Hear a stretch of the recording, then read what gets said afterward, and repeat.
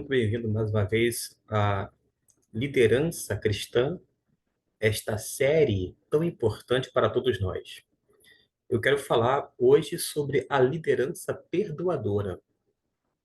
Há muitos anos eu ouvi o pastor Lécio Dornas falando sobre esse tipo de liderança, algo que marcou profundamente a minha vida. Ele, na ocasião, se reportou a Pedro, e nesse texto que eu estou projetando, faço destaque e também a leitura. Então Pedro, aproximando-se dele, lhe perguntou: Senhor, até quantas vezes pecará meu irmão contra mim e eu hei de perdoar? Até 7? Na verdade, Pedro sabia que liderar e conviver, caminhar, se comunicar, enfim, relacionar-se com pessoas. Liderar é se relacionar. Liderar bem é se relacionar bem. Diante desta pergunta, conforme o versículo 21 de Mateus capítulo 18, a pergunta até poderia ser tida por infantil ou, por outro lado, legalista, mas na verdade foi profunda pertinência. Existe um limite para a gente perdoar quem nos ofende? Que parâmetros devem nos nortear neste assunto? A pergunta de Pedro merece reflexão neste vídeo, e a gente não apenas vai encontrar a resposta no mestre, mas requer da nossa parte muita atenção aqui, de uma forma muito especial, para que a gente venha assimilar corretamente a palavra de Deus. Em primeiro lugar, a liderança pressupõe o quê? Relacionamentos. Ninguém lidera sozinho. Alguém lidera um grupo. O grupo precisa do líder, mas o líder precisa do grupo. No caso, o pastor precisa da igreja e a igreja precisa do pastor. Há uma interdependência. Todos nós precisamos uns dos outros. E Pedro era um líder e se preparava para exercer a liderança em estágios mais exigentes. Pedro sabia que liderar é conviver, é caminhar, se comunicar, enfim, relacionar-se com pessoas. Da problemática dos relacionamentos emerge a comunicação e, por decorrência, a da linguagem. Para nos relacionarmos bem, precisamos nos comunicar bem. E liderar é saber conversar, como bem ensinou um certo autor quando ele fala sobre as conversas entre os líderes e liderados. Enfim, entre as pessoas. Mas relacionamento levam a conflitos, a atritos, choques de opiniões. E se a gente olhar bem, quando a gente começa a lidar com essas coisas, a gente observa que as pessoas erram. Aliás, nós cometemos erros também. As pessoas deixam a desejar, ficam não poucas vezes aquém das expectativas dos outros e de si mesmas. Surge a necessidade do exercício do perdão. Então, liderar é também saber perdoar. O segundo aspecto é que liderança pressupõe o quê? Paciência. Eu me reporto aqui a Tiago, capítulo 5, versículo de número 10. Farei a leitura, você pode acompanhar, quer através da projeção em tela, quando não, na sua própria Bíblia. Irmãos, tomai como exemplo de sofrimento e paciência os profetas que falaram em nome do Senhor.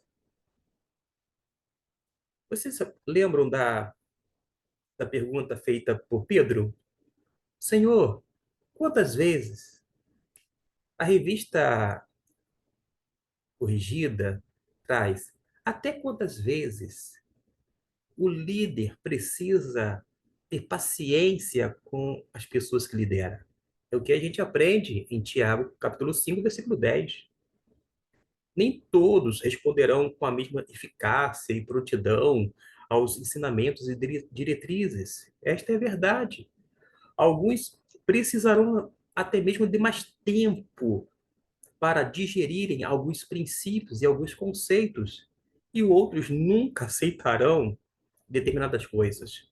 Mas, com paciência, o líder dá a cada pessoa o seu próprio tempo. Para quê? Para crescer, para aprender, porque algumas pessoas precisam desse tempo. O próprio líder também, em muitos casos, precisa ser alvo da paciência dos liderados. Tenham paciência, por exemplo, com este que faz o vídeo. As pessoas estão muito, eu vou dizer assim, elas estão muito afoitas, com muita pressa. Elas querem logo chegar ao âmago da questão sem muitas vezes considerar as coisas periféricas, porém importantes.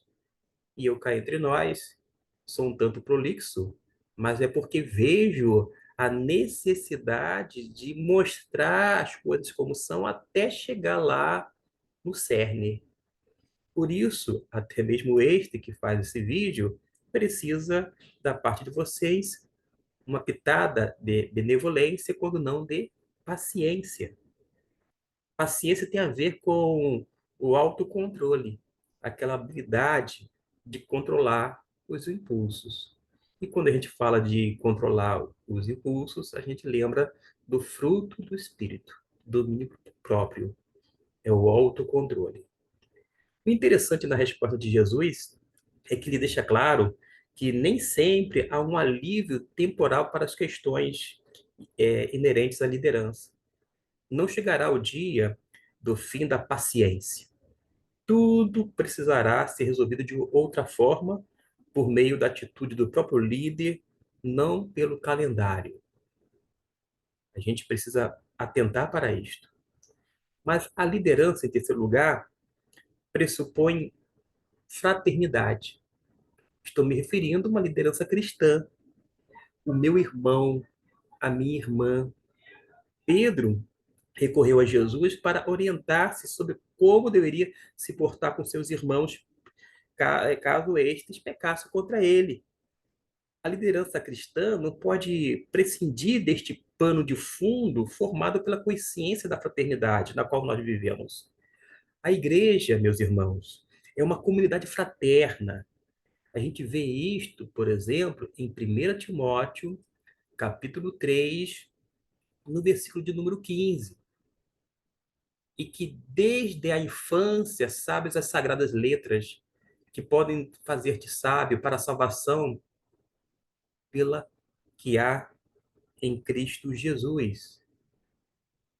Eu li 2 Timóteo, é 1 Timóteo 3,15. Agora sim, eu não vou fazer nenhum corte no vídeo, uma questão de tempo, mas eu peço a sua paciência e esta compreensão. Para que, no caso de eu tardar, saibas como se deve proceder na casa de Deus, a qual é a igreja do Deus vivo, coluna e esteio da verdade. Ser líder é também ser irmão. O segredo para um relacionamento fraterno é precisamente o que os principais interlocutores contemporâneos da chamada liderança de serviço, como James Hunter, que em seu livro ele mostra alguns princípios, ele lembra uma declaração muito séria e relevante de Martin Luther King sobre servir, quando disse: todos podem ser grandes, porque todos podem servir. Você não precisa ter um curso universitário para servir. Você não precisa saber fazer o sujeito concordar com o verbo para servir. Você não precisa conhecer a segunda teoria da termodinâmica na física para servir. Você só precisa de um coração de um coração cheio de graça, uma alma gerada pelo amor. E se você, meu irmão, minha irmã, conseguir servir seus liderados, amá-los como a irmãos, então você será, sem dúvida alguma, um bom líder. A quarta e última é que a liderança pressupõe disposição para perdoar. Sem a disposição para o perdão, o líder nunca terá relacionamentos saudáveis, jamais conseguirá ser paciente e também não será capaz de ter laços fraternos. Na verdade, não será um bom líder, não será um líder como a gente imagina dentro da perspectiva cristã, é dentro dessa ótica. Na versão revisada e atualizada, lemos: Até quantas vezes meu irmão pecará contra mim que eu lhe perdoe? Pedro assumiu que deveria perdoar, embora precisasse ser orientado sobre como e com que limite deveria fazê-lo. E se a gente lê agora Marcos, capítulo de número 11, versículo 25, vejamos o que diz a palavra de Deus. Quando estiverdes orando, perdoai, se tendes alguma coisa contra alguém, para que também o vosso Pai que está no céu vos perdoe as vossas ofensas. Meus irmãos, eu me reporto agora ao texto do apóstolo Paulo, quando ele fala sobre o amor, em 1 Coríntios, capítulo 13, por causa de quê? No versículo 7, nos diz assim, a respeito do amor: tudo sofre, tudo crê, tudo espera, tudo suporta. Qual é a chave aqui? A chave é o amor. Para perdoar, o líder vai precisar amar seus liderados. E, por favor, não confunda isso com declarar que ama seus liderados. Uma coisa é você dizer, eu os amo, eu amo a todos. Uma coisa é dizer, outra coisa é na prática, é algo concreto, algo vivenciado. Pois fazer isto, falar que ama, é muito fácil. É necessário mostrar que ama, por meio de gestos, de atitudes concretas, como eu disse, e, mormente, pela doação de si mesmo aos liderados. Porque o líder é um servo. A gente está falando dentro de uma perspectiva cristã. O tipo de amor que deve estar presente na liderança perdoadora está descrito justamente em 1 Coríntios capítulo 13. Paciência, bondade, respeito, o fato de não ser egoísta, ser perdoador, honesto, ser comprometido. Assim, o líder perdoa porque ama e ama porque foi amado primeiro. Deus nos amou primeiro. Essa é a grande verdade. A liderança perdoadora é essencial na obra do Senhor. É importantíssimo no reino de Deus. É imprescindível na igreja de Cristo. Mas algumas pessoas acabam errando. Mas os líderes precisam exercer, sem dúvida alguma, essa forma perdoadora. Tenhamos que, temos que olhar as pessoas pelo resultado delas e não pelas fases de suas vidas. Nunca devemos fotografar apenas uma ou algumas fases da sua própria vida, da minha vida, da sua vida. Desenvolvamos a capacidade, quem sabe, de liderar, para olhar as pessoas e ver como elas se tornam, quem elas foram no passado, quem elas estão sendo agora e quem elas poderão ser no futuro. Gente, este que vos fala, décadas atrás, deu muito trabalho para o seu pastor, mas o, o pastor de então não desistiu de mim, foi na minha casa, orou por mim, e até hoje não esqueço o texto bíblico que ele leu na ocasião. E passado mais de 30 anos, eu tive o privilégio de, um bom tempo atrás, pregar no aniversário dele, de 70 anos, na sua casa, já em outro estado da federação. Eu saí do Rio de Janeiro com o coração grato por aquela ação pastoral, perdoadora, fraterna, cristã, e saí do estado do Rio de Janeiro, fui para um outro estado e tive a grata satisfação de pregar no aniversário de um homem de Deus, uma pessoa muito importante que foi lá atrás o meu líder. Vocês percebem como que é essa ação divina na minha vida, na sua vida, na nossa vida? Por isso, talvez a pergunta agora seja semelhante à de Pedro. Até quantas vezes eu devo dar uma nova chance? Uma, duas, sete? A pergunta é semelhante, mas a resposta é exatamente a mesma: